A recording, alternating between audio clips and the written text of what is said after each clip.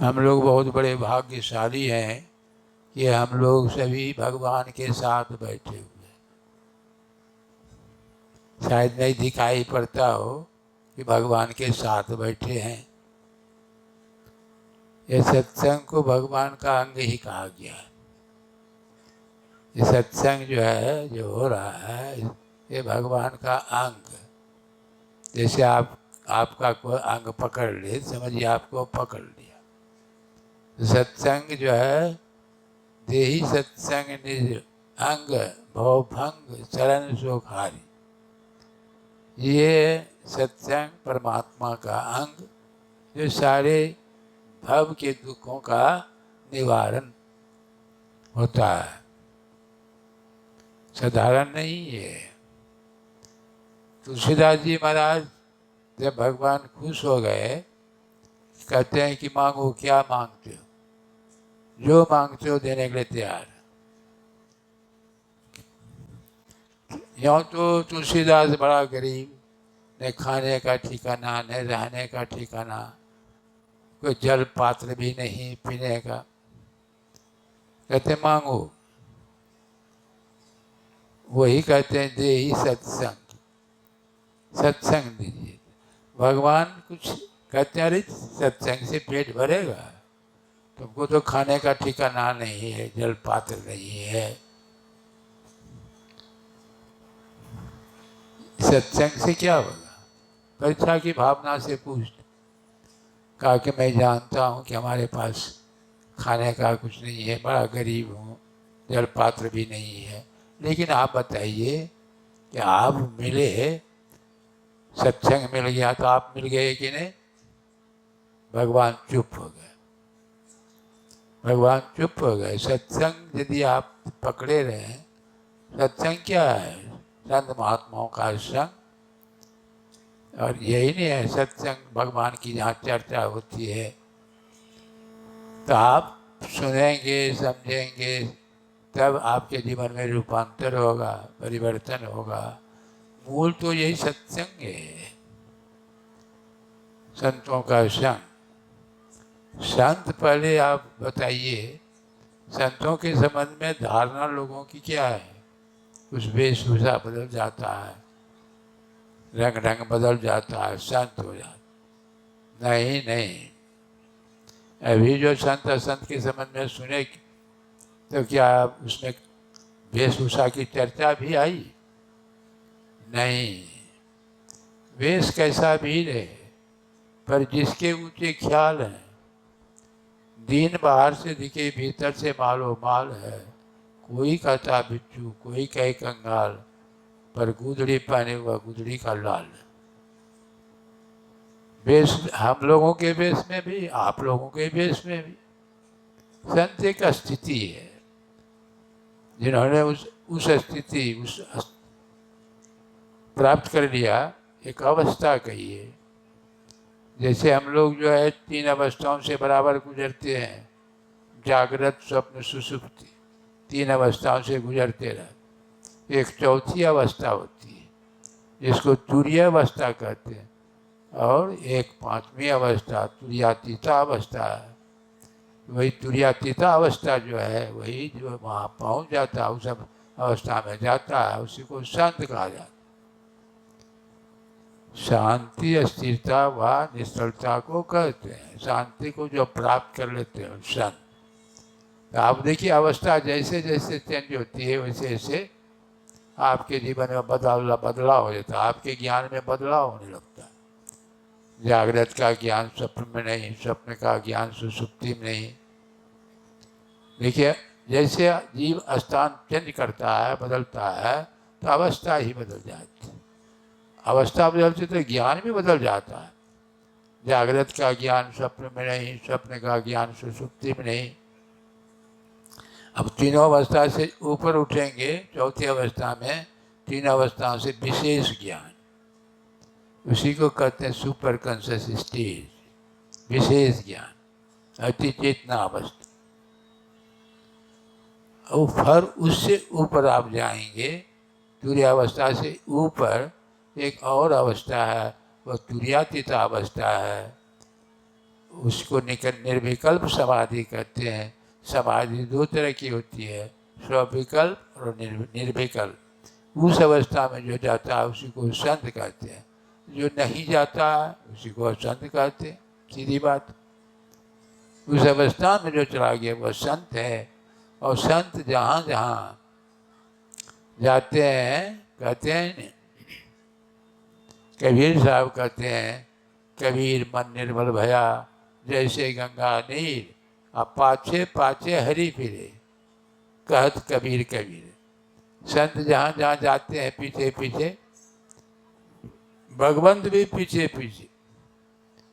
किसी ने पूछा कि भगवान से कि भगवान आपके पीछे सारी दुनिया है और आप कहते हैं संतों के पीछे जाते हैं, क्या कारण है? भगवान क्या कहते हैं कि मैं इसीलिए जाता हूँ कि उसके पद रस से धूलकण जो उड़ती है वो हमारे बदन पर लगता है, पड़ता है, तो मेरा पवित्र हो जाता है। भगवान तो स्वयं पवित्र है ये है, लेकिन देखिए इस कहने का कि संतों से भगवान का स्तर जो है नीचा। भगवान खुद कहते हैं संतों का समोते अधिक संत कर लेगा। हमसे भी संतों का दर्जा विशेष। क्यों? कबीर साहब ने कहा, तीन लोक नौ खंड में गुरु ते बड़ा न कोई, करता करे न करी सके गुरु करे सो होय। आप देखिए, जो परमात्मा नहीं कर सकते हैं वो गुरु करते हैं।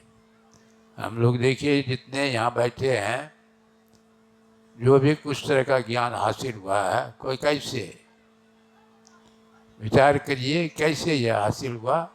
पहला गुरु तो माता पिता है। बच्चा जब जन्म लेता है तो माँ बाप जैसा परिवेश रहता है, जैसा बोलते हैं, जिस भाषा में माँ बाप बोलते हैं, बच्चा भी धीरे धीरे वही सीखने लगता है, सीख जाता। हिंदी बोलने वाला बच्चा भी हिंदी, संथाली बोलने वाला संथाली, बच्चा भी संथाली। देखिए ये जो है गुरु का स्तर। पहला गुरु है माता पिता, रज बीरज का सुई दाता। दूसरा गुरु मन की दाई, गिरे बंद की बात सुनाई।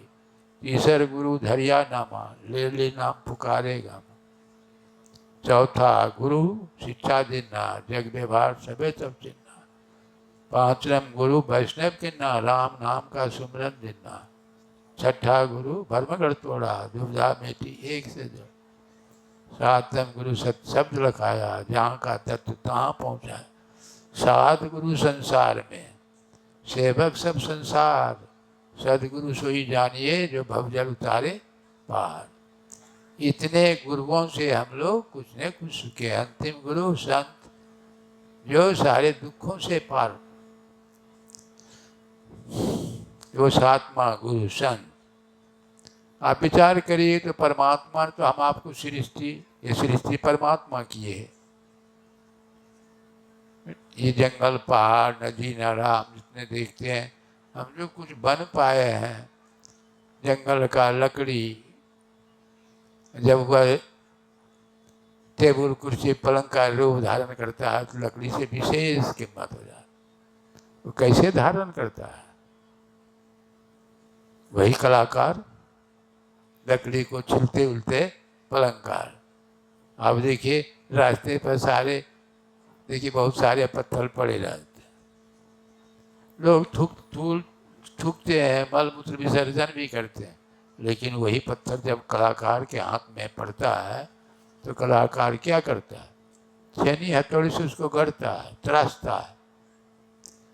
तराशते तराशते मूर्ति का रूप देते हैं, देवालय में स्थापित की जाती है। प्राण प्रतिष्ठा करने के बाद तब उसकी पूजा होती। सभी पत्थरों की पूजा नहीं होती। जो संत सदगुरु रूपी कलाकार, वही कलाकार के हाथ में जो अपने को डाल दिया, वही जो है उसकी पूजा होती है। सभी मनुष्यों की क्यों नहीं पूजा होती? जो गुरु के चरणों में, संतों के चरणों में डाल दिया है। गुरु कुम्हार शिष्य कुंभ है, घड़ी घड़ी काढ़े खोट, अंतर हाथ सहार दे बाहर बाहे चोट। सदगुरु पशु मानुष करे, मानुष ते सिद्ध सोय, दादू सिद्ध से देवता, देव निरंजन। संत क्या पाशविक वृत्ति को हरण करते हैं।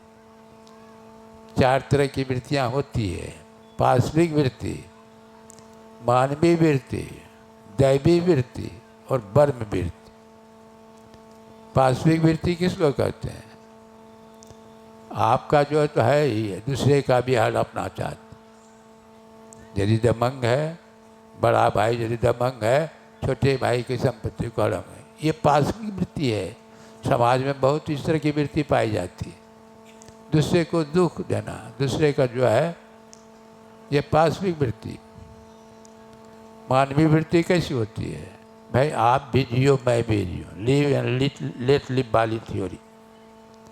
आप भी जिए, आप भी खाएं, हम भी खाएंगे, आप भी सुखी रहिए, हम भी सुखी। ये बहुत काम। दैवी वृत्ति कैसी होती है? माता की वृत्ति कैसी होती है?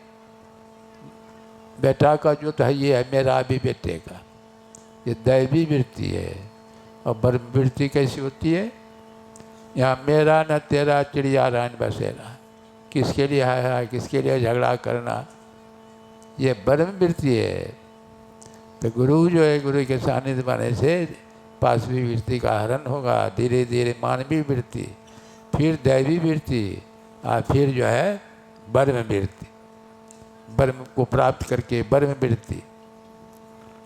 तो इसीलिए आपको कुछ बनना है तो आपको गुरु के चरणों में अपने को डालना पड़ेगा।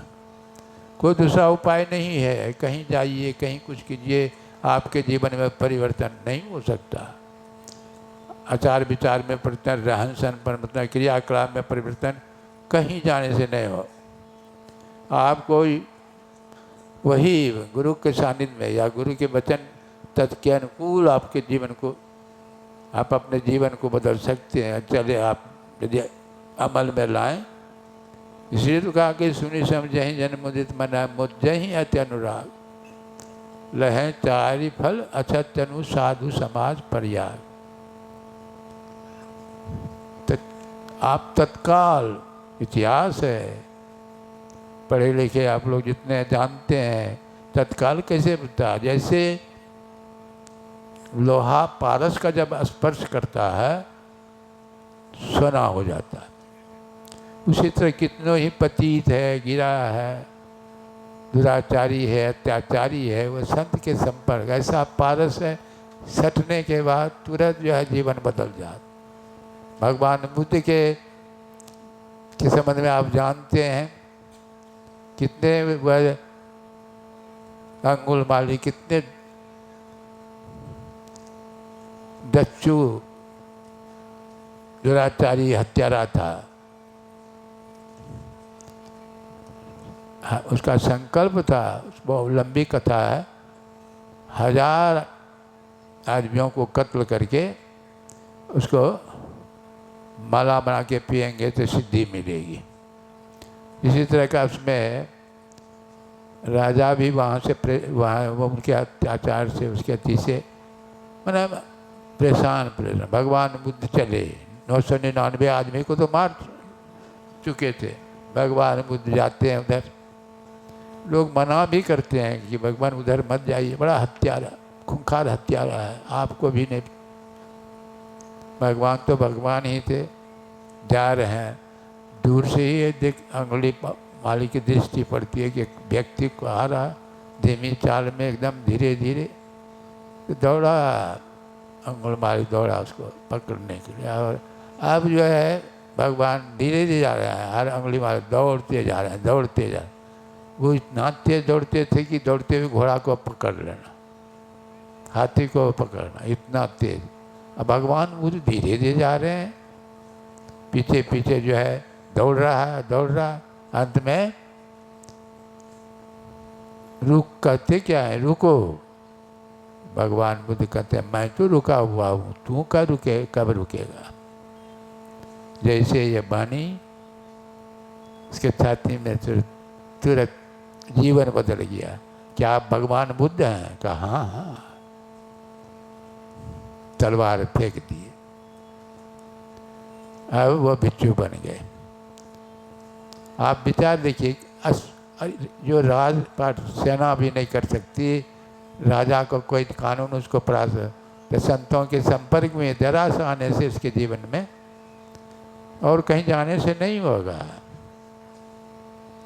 एक कौवा उड़ते हुए जा रहा था तो कोयल कहती है कि चाचा कहाँ जा रहे हैं? कहा मैं दूसरे मुल्क में जा रहा हूँ। क्यों? यहाँ के लोग हमारी आवाज़ को पसंद नहीं करते। कोयल कहती है चाचा यहाँ के लोग जब आपकी आवाज़ को नहीं पसंद करते हैं तो दूसरे जगह जाएंगे तो वहाँ के लोग कैसे पसंद करेंगे? दूसरे जगह जाने से कुछ नहीं होगा, आप आवाज़ को यहीं बदलिए।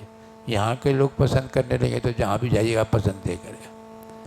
तो उसी तरह संतों के सानिध्य में जो दीक्षा देते हैं तदनुकूल उसका आप आचरण भी कीजिए। देखिए आप कहीं जाने का ज़रूरत नहीं है, आप घर बैठे पूजा होगी, घर बैठे जाएगा आपकी पूजा होगी, कहीं जाने का ज़रूरत नहीं है। बहुत सारे मैंने इतिहास हैं। 10वें गुरु जो है पंजाब में 10 गुरु देखिए तो कहीं उनकी जीवनी कैसी है। वो तो घर गृहस्थी में रह करके बहुत महान ऊंचे दर्जे के संत। इसीलिए हम लोगों को चाहिए कि हमारे जैसे ये हम लोग भाग्यशाली हैं कि ऐसे संत सदगुरु का दर्शन सानिध्य में रहने का मौका मिला। बहुत लोग दर्शन किए हैं गुरु महाराज। एक दिन गुरु महाराज बैठ करके जब बैठे थे तो गुरु महाराज कहते हैं हम बहुत बड़े भाग्यशाली हैं। उसी समय और सब सत्संगी विश्वानंद प्रोफेसर भी वहाँ बैठे थे। गुरु महाराज कर रहे हैं कि हमको बहुत ऊंचे दर्जे संत मिले हैं, हम तो बहुत भाग्यशाली हैं। तो विश्वानंद क्या कहते हैं कि महाराज क्या मैं आपसे कम भाग्यशाली हूँ? मुंह देखने लगे गुरु महाराज की क्या बोल रहा है। तब विश्वानंद कहते हैं कि आपको तो गुरु खोजने में बहुत जो है परेशानी उठानी पड़ी, बड़ा भटकना पड़ा। हमको तो आप जैसे संत गुरु को बिना प्रयास से मिल गया, तो हम भाग्यशाली जा रहे हैं कि आप भाग्यशाली हैं। गुरु महाराज चुप बैठे। तो कहने का मतलब क्या हुआ? जीवन में बदलाव, समाज में बदलाव, देश में बदलाव, सब चीज़ में बदलाव अध्यात्म के बिना नहीं संभव है। कानून पर कानून बनाते रहिए, सबको जो है पक्का का घर बना दीजिए, सब वो तो संसारिक सुविधा बढ़ाता है। उससे आपको शांति मिल जाएगी, सारे दुखों का अंत हो जाएगा नहीं। इसलिए जितने आप हमारे सत्संगी भाई बहन जो है दीक्षित हैं, दीक्षित तो बहुत हैं, 30 लाख से तो कम नहीं, 30 लाख से कम नहीं है। लेकिन देखा जाता है विडम्बना है, आपस में प्रेम नहीं है, आपस में ईर्ष्या द्वेष बहुत तरह की बात है। तो इसका कारण क्या है? तो मैं कारण एक ही समझता, दूसरा कोई कारण नहीं है। जो दीक्षा तो ले लिया है लेकिन जीवन में उतारा नहीं, तदनुकूल जो आचरण किया नहीं। यही कारण है गांव में एक तो गांव में 2 आश्रम, एक पूरब एक पश्चिम, और दोनों में ईर्ष्या द्वेष। आप देखिए संतमत की, हमारे संतमत की स्थिति आपको सबको मालूम है कैसी स्थिति है। शिष्टाचार का अभाव है, अनुशासन का अभाव है, कहाँ है प्रेम? प्रेम का अभाव। तो ये कारण क्या है? आप जो है एक गुरु को मान करके आप जो है उनके उपदेश आदेश के अंदर नहीं रखेंगे, नहीं रखे हैं तो इसीलिए ये तरह उथल पुथल हो रहा है। यदि आप उसका उपदेश के अंदर तो रखेंगे, देखिए हम कैसा जीवन होता है, कैसा जीवन होता है। विशेष समय नहीं है अब कहने का। इसीलिए मैं आप लोगों से यही निवेदन करूँगा, आग्रह करूँगा कि प्रेम जो है बना कैसे बने, एक को जानना, एक को मानना, समझ रहे हैं? विचार जब एक होता है तभी प्रेम होता है। विचार में अंतर जब होता है तो आपस में, आप परिवार में देख लिए, विचार सबका मिला जुला था, सब बड़ा मेल जोल है। विचार में अंतर हुआ तो बंटवारा शुरू। तो एक जो है परमात्मा को जब तक नहीं मान करके चलेंगे और उसके उपदेश उसका जो है प्रयास नहीं करेंगे प्राप्त करने का, तो ये सब संजट फसाद तो होते रहेगा। इसलिए यही आग्रह है कि कोशिश करना प्रेम से जीने का, प्रेम से रहने का, प्रेम से ध्यान करने का। ध्यान जो है अभी देखिए यहाँ जो है ये तो ध्यान का स्थल ही है। ये तो पूज्यपाद जो है आप जानते हैं, इनके सानिध्य में तो बरसों रहने का सौभाग्य मिला। साई स्वामी जी महाराज बरसों किताब नहीं पढ़ते हैं, किताब में संतों का लक्षण यह हुआ है। मैं तो प्रत्यक्ष रहता था तो देखता भी था, हर क्रियाकलाप, रहन सहन, व्यवहार। एक हरियाणा की घटना है। हरियाणा, यहाँ एक भक्त ऐसे थे, बहुत यहाँ के मैंने बाबा से इतना श्रद्धा प्रेम, पति पत्नी दोनों हर साल आते, ध्यान में भाग लेती थी, आते हर साल। कभी कभी दान पुण्य बहुत भी करता था आश्रम में। तो हम लोग जो जा रहे थे वही हरियाणा में सत्संग करने के लिए, उनके घर के बगल हो कर के गुजर गए, रुके नहीं उनके गांव में। उनके घर पर हम लोग रुके नहीं, वहाँ से कम 50 किलोमीटर दूर जाना था, सीधे चले गए। इनके मन में बड़ा अथी हुआ, दुख हुआ। ड्राइवर थे, बड़ा दुख हुआ। कितना जो है बाबा हमारे घर के बगल होकर गुजरे, लेकिन जरा सा भी रुके नहीं। अब देखिए एकदम दूसरे दिन वह ड्राइवर जो है पत्नी के वहाँ पहुँच जाते हैं जहाँ हम लोगों का प्रोग्राम हो रहा था। तो बाबा पलंग पर लेटे हुए थे, हम भी बगल में कुर्सी पर बैठे थे। अब वो आ करके बाबा को बेछूट गाली देने लगे। इतना गाली शुरू कर दिए, हमको बर्दाश्त नहीं हुआ, बर्दाश्त नहीं हुआ। अब बाबा चुपचाप जैसे हंस रहे हैं, चुपचाप सुन हंस रहे हैं। हम कहीं भागो भागो यहाँ से भागो। बाबा कहते हैं ने काट कूट धरती से लेखनी बन रहा है, कुटिल वजन संशय से और से सहा न जाए। ये संत की परिभाषा है। कितनों गाली दे रहे हैं चुपचाप, कितनों गाली दे रहे हैं चुपचाप, समझ रहे हैं। भगवान बुद्ध को गए भिक्षा मांगने के दरबार के ऊपर, सामने में एक बहन जी निकली, बहुत बेछूट गाली देने लगी, बेछूट देते देते थक गई। तो अंत में भगवान मुंह पर थूक फेंक दिए। हम भगवान पूछ लेते हैं, कहते हैं बहन जी और कुछ बाकी है। तो चुप हो गई। अच्छा एक बात बताओ बहन, कि तुम जो कोई किसी चीज़ को दे और वह नहीं ले, तब क्या होगा? कहा जो दे रहा है उसी का होगा। कहा तुम तो गाली दिए, हमको बहुत गाली, हम तो एक भी गाली नहीं दिए। तब तो चुप हो गई, लज्जित हो गए। ये संतों का लक्षण है। इसीलिए हम आपको उसी के संतान है, संतान है, उसी के उपदेश के अंदर हम लोगों को भी चलना। चलते चलते कभी न कभी आप भी उस स्तर पर जाएंगे। नहीं भी जाएंगे तो हानि ही नहीं। कहते हैं न तब चुक राज, तपस्या करते करते, साधना करते नहीं प्राप्त करेंगे। तो भगवान ने तो खुद आश्वासन दिया है, स्वल्पमस धर्मस त्रायते महतोभ्यात, थोड़ा सा भी करके रहेंगे महाभय से बच जाएंगे। महाभय क्या है? मनुष्य शरीर के अलावे के शरीर में जाना, ये महाभय है। तो उसे शरीर धारण करते रहना यह भी भय है, लेकिन महाभय नहीं है। महाभय नहीं है। मनुष्य शरीर के अलावे के शरीर में जाना महाभय है। वह शरीर जो है भोग शरीर है, अच्छाई का भोग भोगने के लिए देव शरीर, अब बुराई का भोग भोगने के इतर प्राणी का शरीर। अब मनुष्य शरीर जो है अच्छाई का भोग भोगिए और बुराई के भोग से भी बचिए, ये क्षमता इसमें है। और किसी शरीर में, देव शरीर में भी ये क्षमता नहीं, इसलिए देवता भी मनुष्य शरीर को प्राप्त करने के लिए हम लोगों का अभाग्य है। भगवान की कृपा, कभी कभी भगवान दयालु हो जाते हैं तो जीव को मनुष्य का शरीर, कब हूँ करी करुणा नर दे, मनुष्य का शरीर देते हैं, हम लोगों को दिए हैं, इसका सदुपयोग करना चाहिए।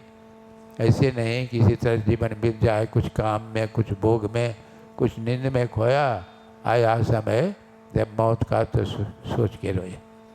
बोलिए श्री सद्गुरु महाराज। जीवन में बदलाव, देश में बदलाव अध्यात्म के बिना संभव नहीं है। अभी हम पूज्यपाद प्रधान आचार्य श्री से उपदेश वाणी श्रवण कर रहे थे। विचार एक होने से प्रेम होता है, एक परमात्मा को मानने से प्रेम बढ़ेगा, इसलिए परमात्मा में प्रेम करें।